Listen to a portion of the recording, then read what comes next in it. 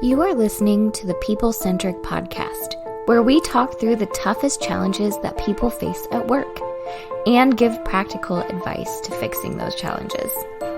Thanks for joining our movement to create workplaces that are happier, healthier, aligned, and empowered by putting people at the center of all that we do.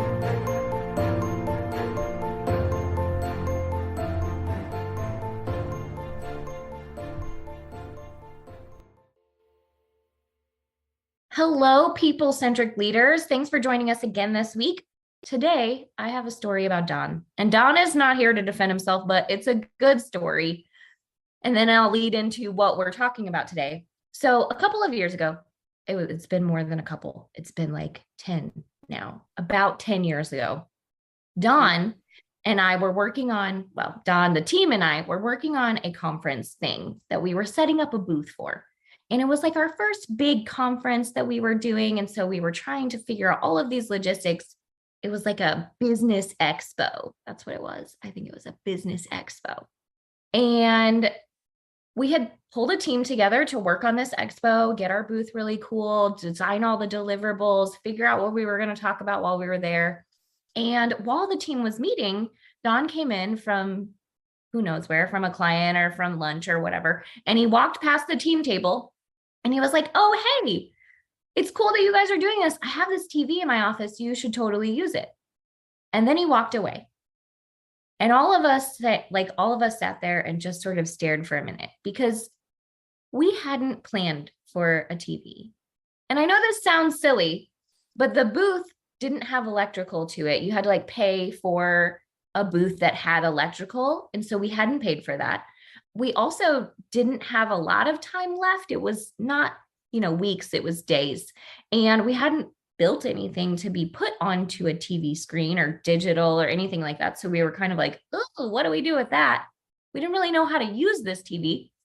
So we all just sort of scrambled and figured it out. Someone called the venue so that we could move our booth choice to get the electrical. Someone else started writing a PowerPoint to cycle through on the TV. Someone else had an interactive module that we could go through on the TV. It was a whole deal. How do we integrate the TV into all the stuff we'd already planned? And later we told Don this story and Don was like, "You didn't have to use the TV. Why was that such a struggle?" And we were shocked, right? We were shocked because he said, you should use the TV. So we have since talked about this. Don is not here to defend himself, but there is a term for what Don did. And the term is called swooping and pooping. Don swooped in and pooped all over what we were doing. And then he swooped right back out.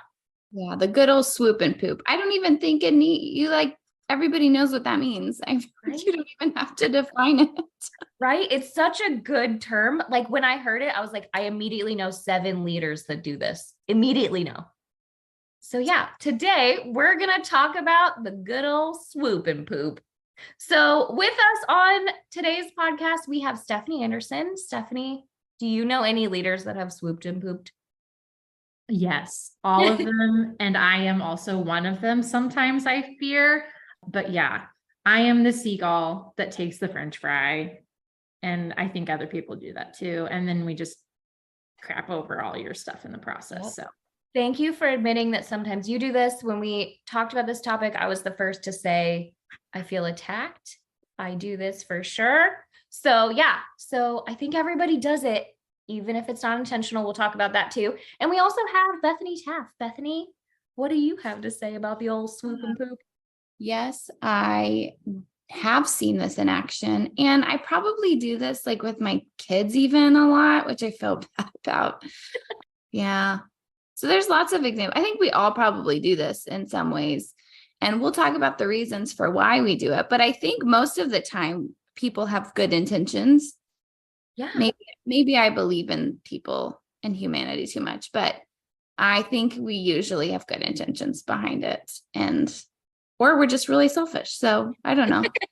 Well, let's talk a little bit about the intention, because I did say Don didn't mean to do that. Don did not mean to swoop and poop, right? Don was just throwing an idea out there in the moment. He thought it was cool. He was giving us more resources, right? It wasn't intentional. And I will say that most of the time when I swoop and poop, it's not intentional. I don't mean to do it. So what do we think about the unintentional side of that? And how often do you think leaders are unintentionally doing these things? I mean, I would say it, again, I'm maybe with Bethany where I'm hopeful that most leaders are doing this unintentionally and not as like a power grab, because we'll talk about that here in a second. I think there are people who do it that way. I think we do it unintentionally and don't recognize that sometimes there are consequences to like accidentally swooping and pooping, right? Like Diana, in the story you were sharing, like the whole team, like all of a sudden then like panicked, freaked out, that threw everything you were doing off course.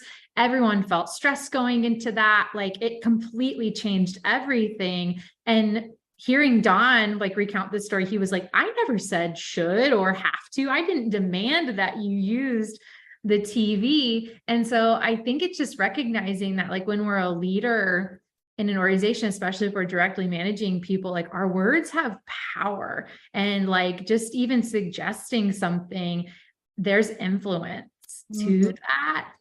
And so I think it's like being really careful as a leader in like watching yourself. Like, do you do this and do you come in and then drop that and then just walk out? And what happens to the team after that?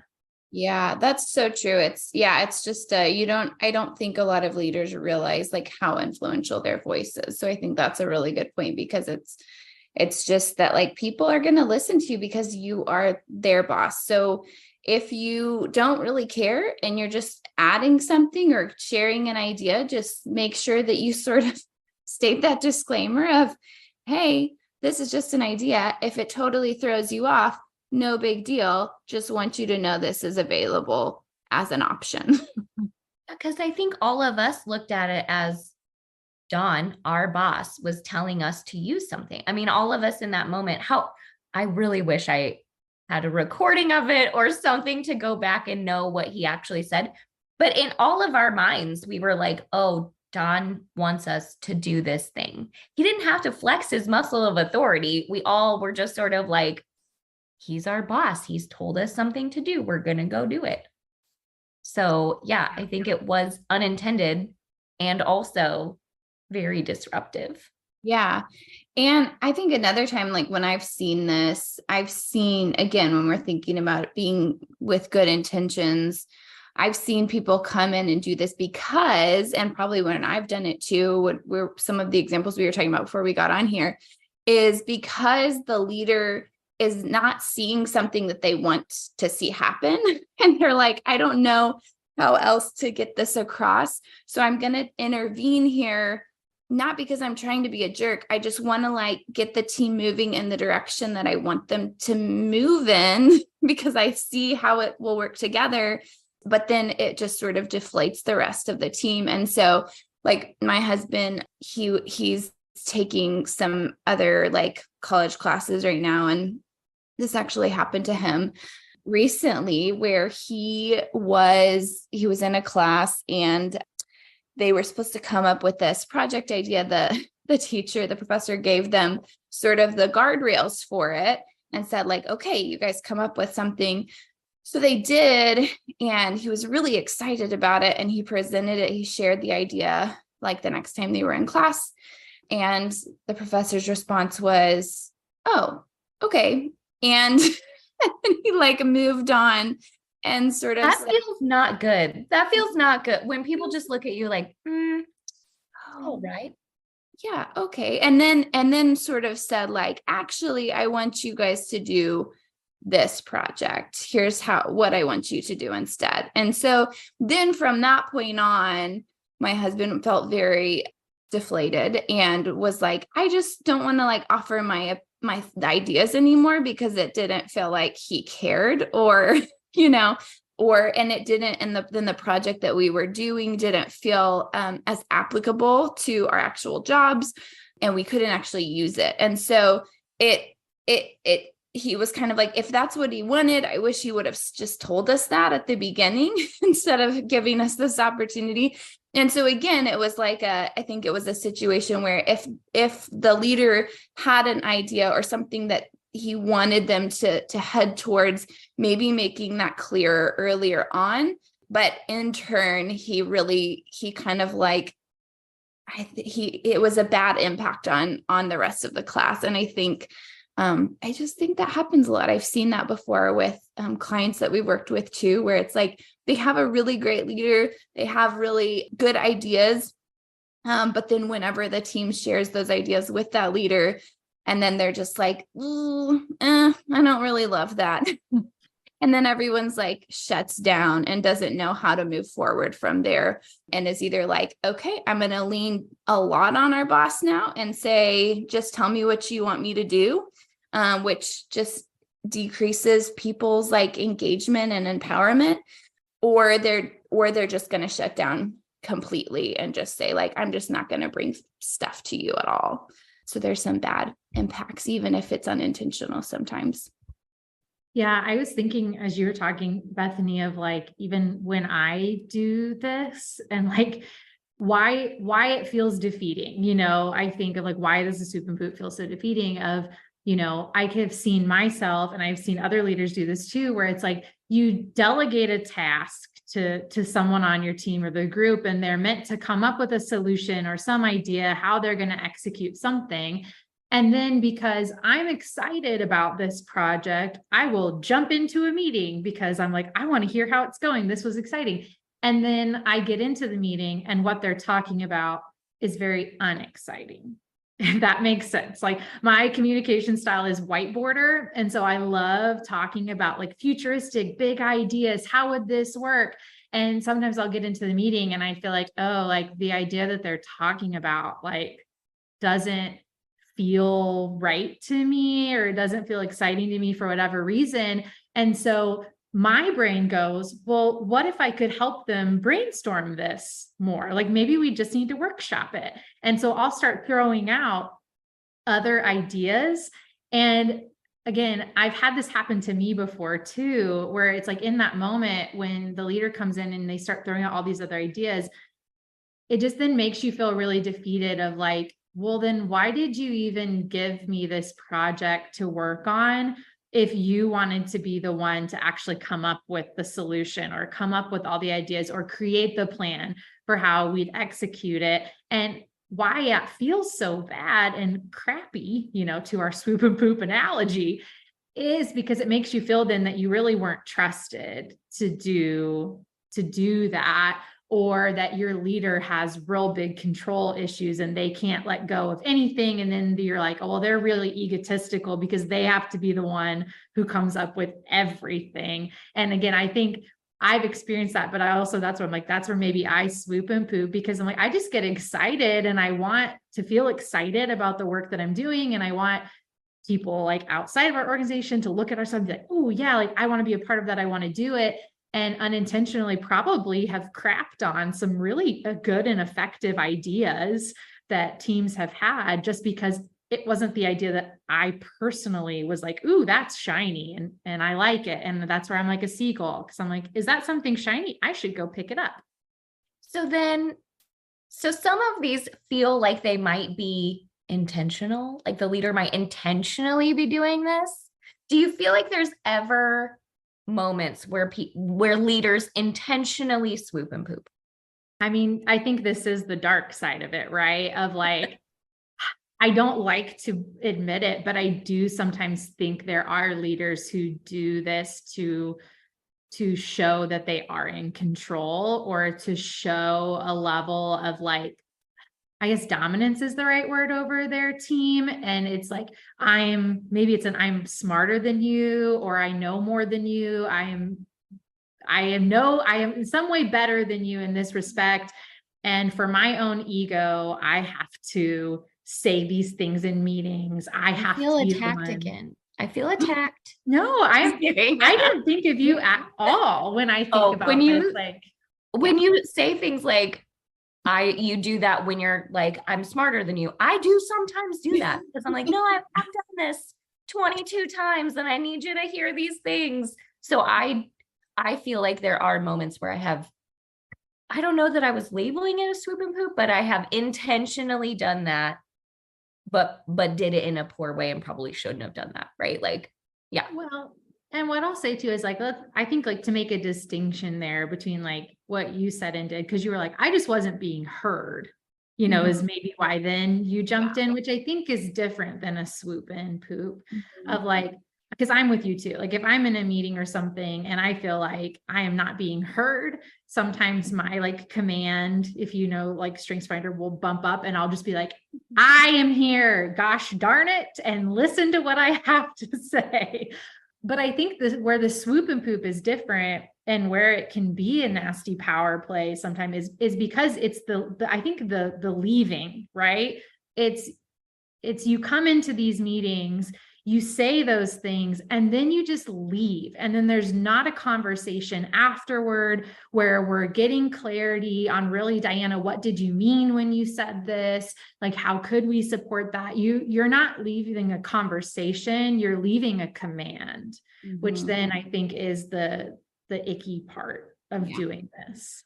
Yeah. And also, I mean, to go back to just like when it's intentional, I think there's a lot of insecurity, I think, when that happens, actually, like it is a power move because the leader is actually probably insecure and is like, like you guys said, like, I need everybody to know that I am really smart. Or if I let my team figure this out, then like I have to prove that I'm still, valuable as the leader and as the boss.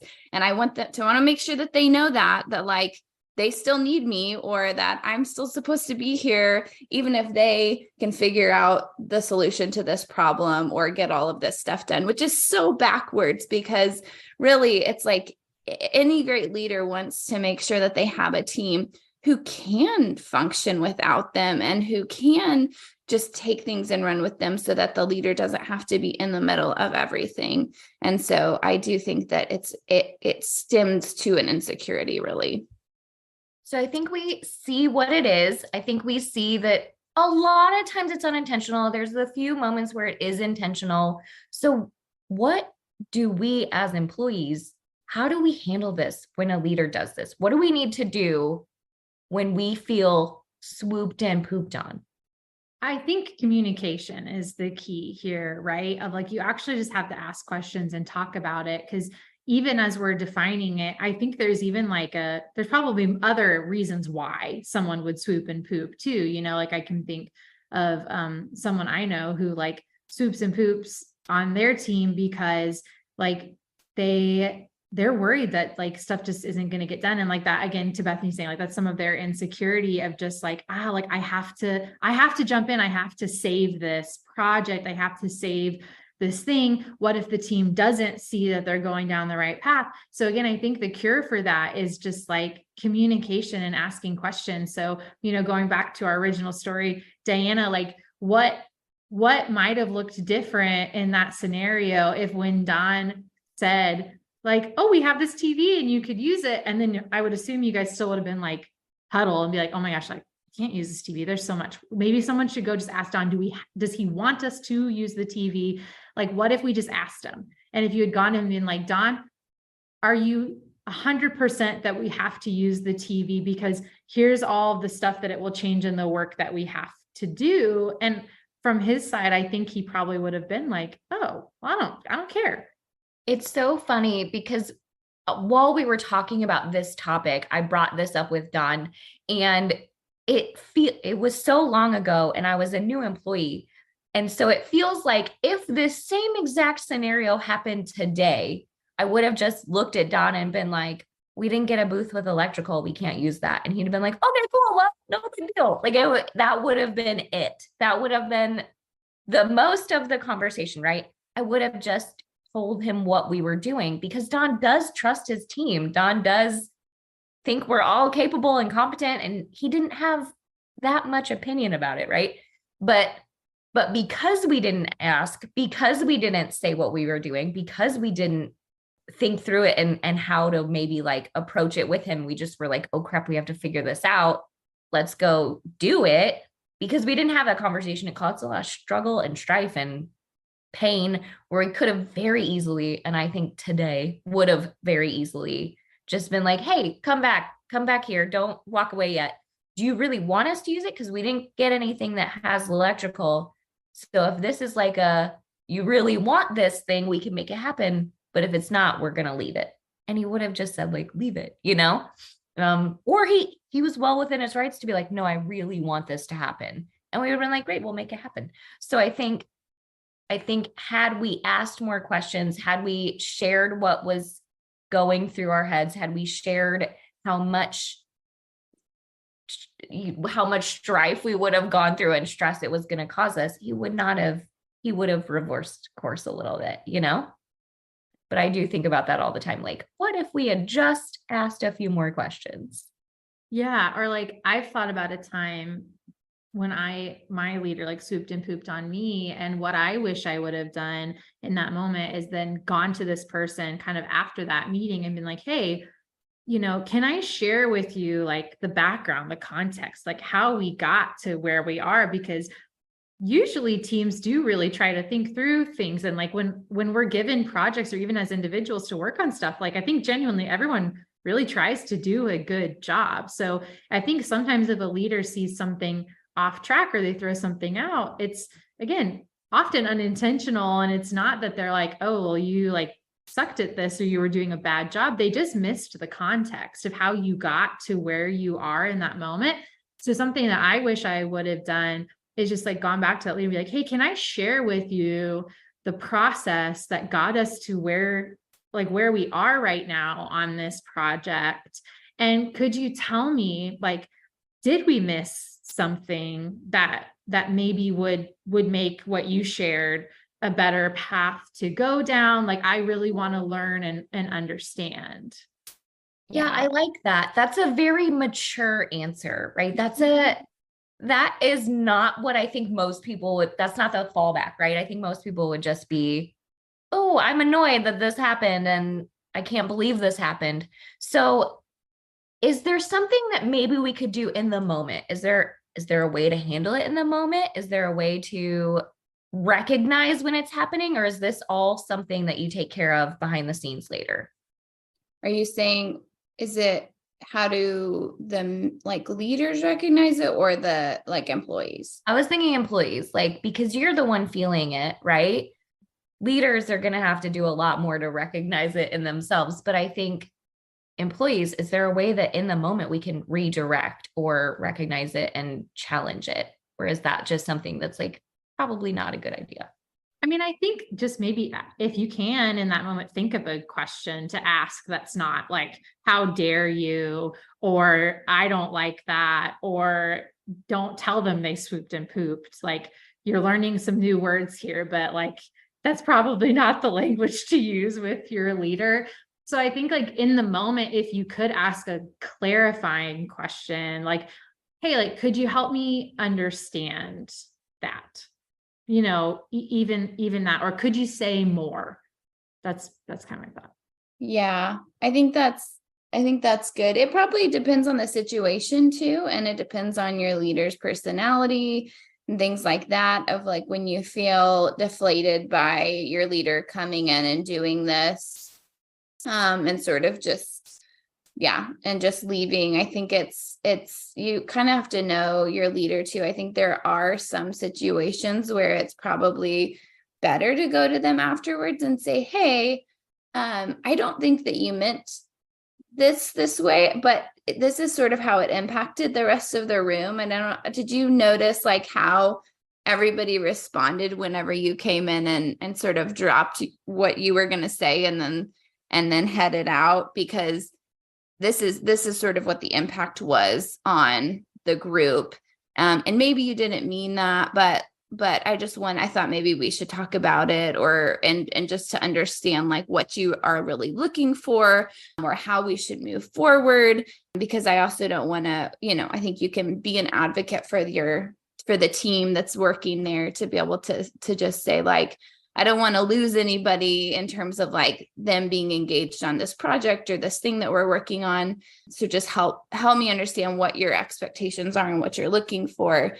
And I think just reflect back to them. So I think sometimes that's going to work better with certain leaders than others. And some, like we said, like with Don, he, in most situations, I think we can say like, hey, can we just ask you some questions before you go? Yeah. Don is a very receptive human being. He will absolutely hear and listen. But we know that about our leader, and we know we can push back. And I also know there are times where he would prefer it where I just pull him aside and later talk about it, right? Instead of doing it in the group setting.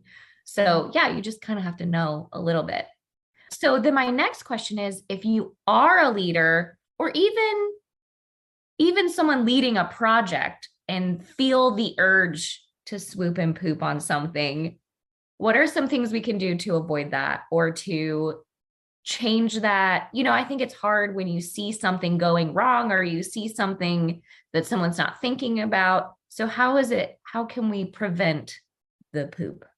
I think when I think about my swoop and poops and like, how could I avoid this mistake? I think instead of saying it, like, well, why don't we do this instead? Like, I could probably also ask questions and ask, like, have we thought about this? And like get more to the root or the point of like what I'm seeing versus like, well, what if it was green instead of blue? Like, that's a bad question. Like, instead, I could probably ask, if I think it should be green and not blue, be like, hey, have we thought about like what this color is going to look like when it's on a t-shirt or at the event or, on the signage? And I know this is like, I'm really, really oversimplifying it, but I think of just like as a leader, like challenge yourself to ask the better question. Don't just come in and be like, guys, I'm looking at this and it should be green. Like, and again, ask a better question than just, have we thought about why it's not green? Because that feels really condescending and assumes that the team never thought about the color. So like, I think ask a better question, like ask them like, hey, like, have you guys already discussed like the color choice? And again, I know I'm using a really, really oversimplistic example here because your projects are far more complex. Your work is far more complex than a color choice.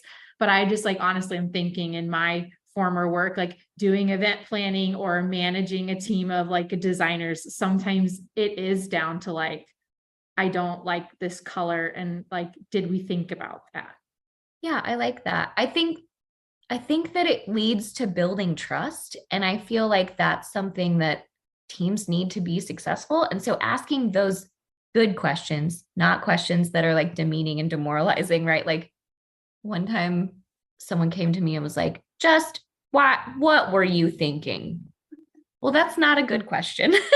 Like the better question is, tell me why you did what you did. Tell me your thought process, right? Instead of what were you thinking, tell me your thought process is a much nicer question. So I think thinking through that better question. Bethany, what were you going to add? Yeah, it's just that asking for more background or context, especially if you just don't know how people got there. Or if you're like, why are we trying to solve this problem? I don't see it as a problem, or something like that, where you just try to ask like, okay, so what happened? Like, how did we get here? Share, like, start from the beginning and fill me in with like the focus of this, like what started this conversation and how did we get to this point now? And then also, I think it's just like affirming the work that's been done before you got there. And that's really, really hard when you don't like what you're seeing. But I think just like acknowledging that, like, hey, I know, like, I can see that you have worked really hard on this, or like you tried something different. And that's awesome. And I think it's okay to even ask like, hey, do you mind if I give some input here? Or do you mind if I like offer some feedback in this situation? Or, hey, could I help you with this? I think is even a better way to like just get permission before you just start dropping in. Now, you don't have to do that because you are the boss, but I think it's just a nice way to interact with people, is just to say, hey, could I have permission to sort of enter this space that you've already been in and I have not been in? And And again, it's easier said than done, but I think that it's really good to just be able to acknowledge that like you haven't been a part of it. They've put thought and effort and time into this. And now you're just like coming in and would like to help and support them. But yeah, that's what I would say.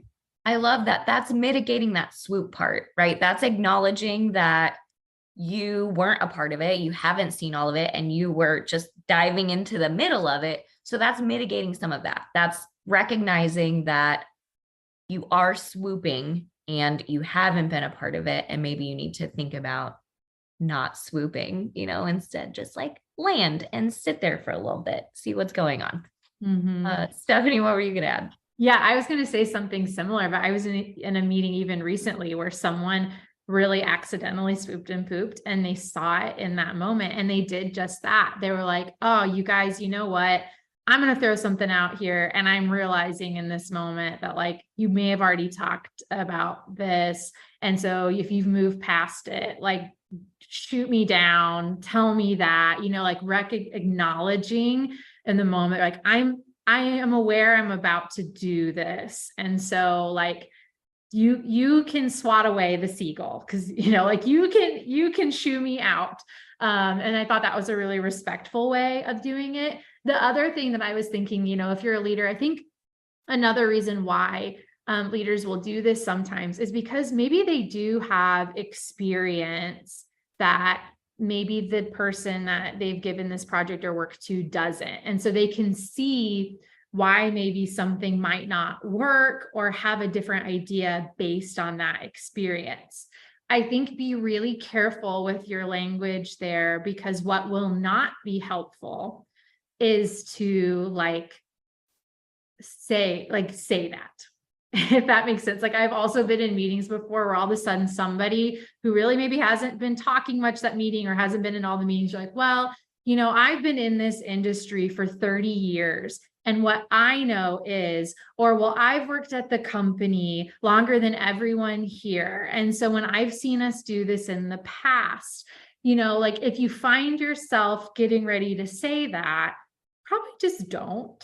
Because it again, that then feels a little bit of like that ego superiority, which I know you don't mean. You're trying to express how you know something, but instead maybe just like tell the story of how you learned that. And maybe you don't need to put like a number to how many more years you are smarter than them or how many more years of experience you have. Because I will say, I feel like every time I hear somebody do that, then you almost hear somebody else out of the meeting come out of it and be like, well, Brenda, of course, has all of this experience, so don't try to tell her what to do. Yeah, I love the idea of like providing the context and saying what you're trying to prevent or trying to show or without saying it in a way that's condescending. Like, well, you didn't think about this because you weren't here in the flood of 93, right? Like you weren't here for that. So you don't know what all we learned.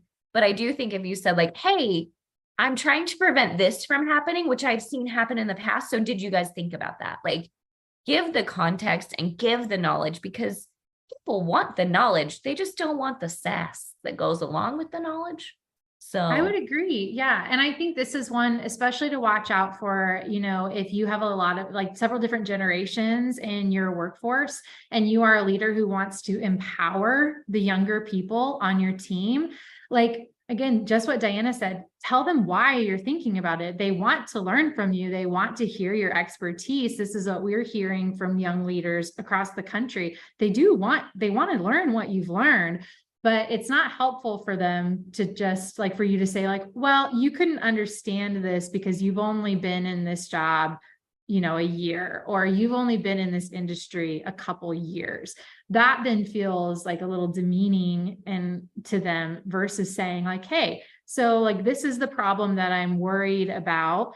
Here's some instances where I've seen it go this way in the past, maybe, and like teach your team. Don't just tell them, well, I know this and you don't, so let's move on from it. Like actually teach them what you know. And I think then you'll find your team will actually learn new things and they'll learn from your experience versus just like telling them you have all the experience. Yeah. Well, is there anything else we should talk about with the swoop and poop? How do we feel about this topic? That's good. I think that's a good conversation. It's just something that's really relevant. We all have experienced it. We may have done it. And so in reality, it's one of those things that we often, I think we just pass over sometimes and then just get really frustrated about it and don't actually deal with it. And so hopefully the conversation was helpful to say, like, you can talk to somebody, you can talk about it. So let's figure out like what's the most productive way to overcome this so that we don't have to just endure the swoop and poops. Nobody wants that. Yeah, I agree. And I would say too, like if you felt called out by this episode as a leader, and because I think we all did in some ways talking about this, and you want to learn how to trust your team more. Because again, I think that probably is the root of a lot of people who maybe accidentally do this, or they do it on purpose, but it's because they're like trying to be really responsible on their teams. They're trying to be a responsible leader or business owner or CEO. Like, just like focus then on that. Like, how could you really build in opportunities to create trust with your team? How could you let them fail in safe ways?